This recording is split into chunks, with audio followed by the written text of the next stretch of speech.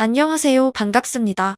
세상의 모든 정보를 단 10분 만에 알아보는 하루 10분 정보입니다. 오늘은 중국 당국의 일시적인 상하이 재봉쇄 조치 소식과 함께 혼란스러운 상황 속에서도 특유의 단결력으로 뭉친 대한민국의 소식을 전해드리겠습니다.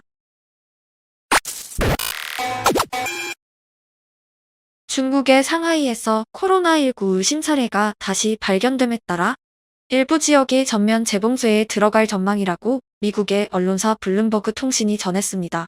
상하이 보건당국은 민항구를 다시 한번 봉쇄하고 주민들에 대해 전면 전수검사를 실시하는 한편 다시 봉쇄를 검토하고 있어 이를 지켜보고 있는 많은 사람들의 걱정을 자아내고 있는데요. 여기서 민항구는 상하이 서남부에 위치한 지역이며 총 인구가 265만 명이 넘는 지역으로 푸둥신구, 수후이구, 창린구, 자딩구 등 많은 지역과 밀집해 있어 다시 한번 상하이 봉쇄의 공포를 떠오르게 하며 사람들로 하여금 많은 걱정을 자아냈습니다.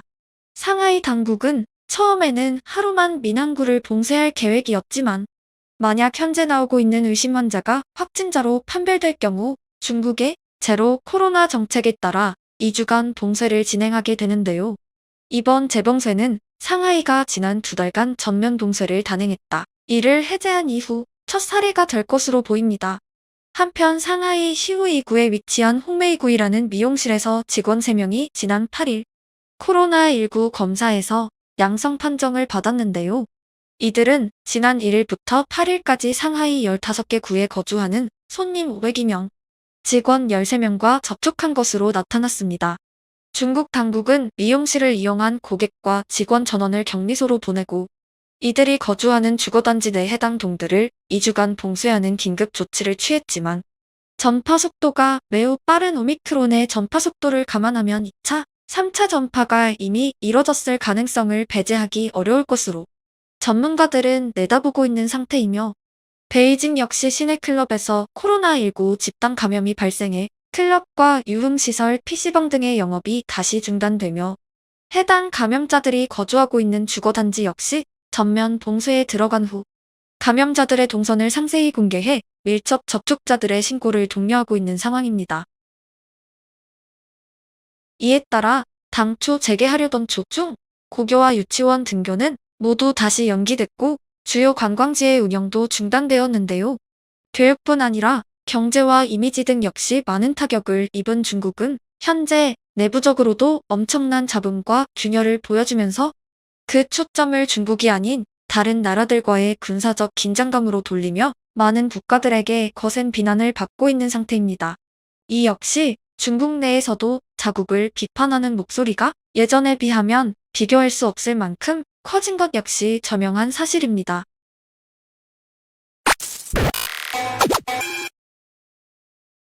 이러한 상황에서 해외에 유학 혹은 거주 중인 중국인들이 가입한 한 커뮤니티 사이트에서는 한국인들의 단결력은 인정해야 한다는 제목의 글이 올라와 많은 중국인 회원들이 이를 인정하면서도 배 아파하는 반응을 보여 화제가 되었습니다.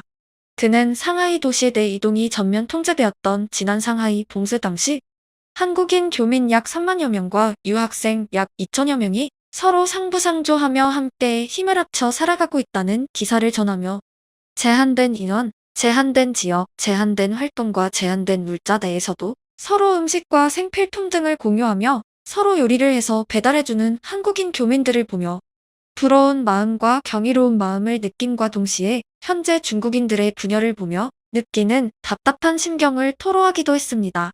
이어 그는 나는 중국인이라는 것이 자랑스럽고 지금도 그 마음은 절대 변함이 없다. 그러나 이런 뉴스들과 상황은 나를 매우 혼란스럽게 한다고 말하며 이번만큼은 중국의 확실한 패배다. 우리는 한국의 결단력을 하루 빨리 배워야 한다고 전했습니다.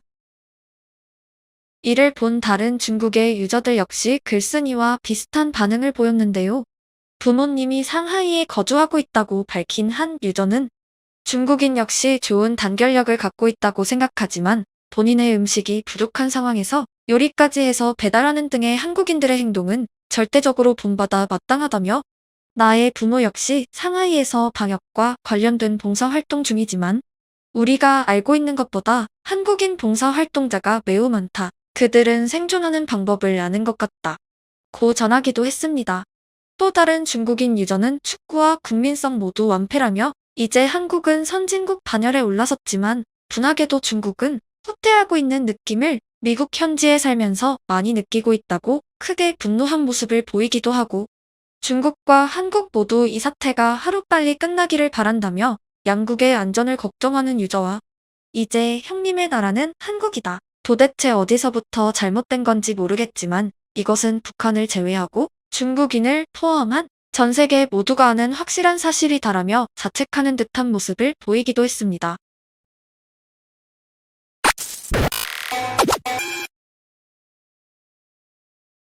사실 그간 위기 때마다 보여줬던 대한민국의 단결력은 중국뿐 아니라 세계의 많은 국가들 사이에서도 놀랍다는 반응을 얻었었는데요.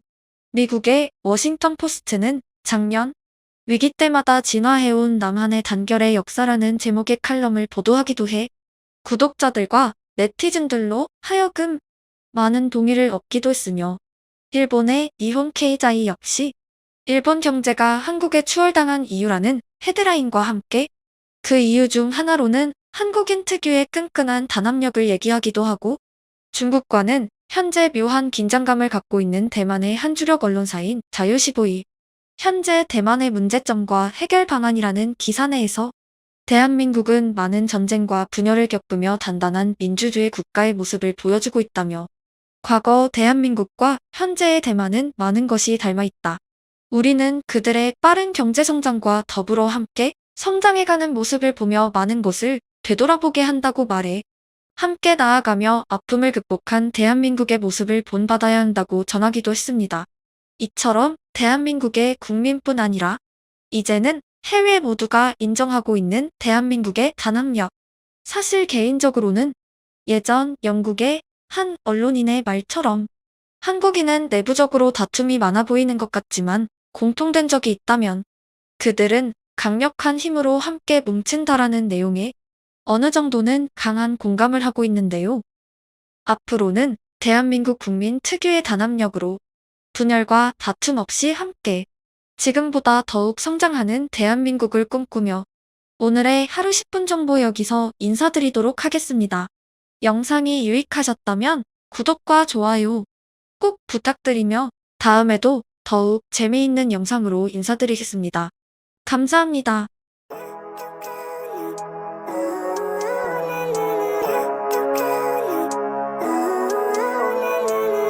Living life, everyday, late at night, not okay. All I want, and I pray, all I need are some better days. Fuck me, I'm looking in the mirror, so foggy, but I've never seen clearer. I don't really think anyone can save me, and honestly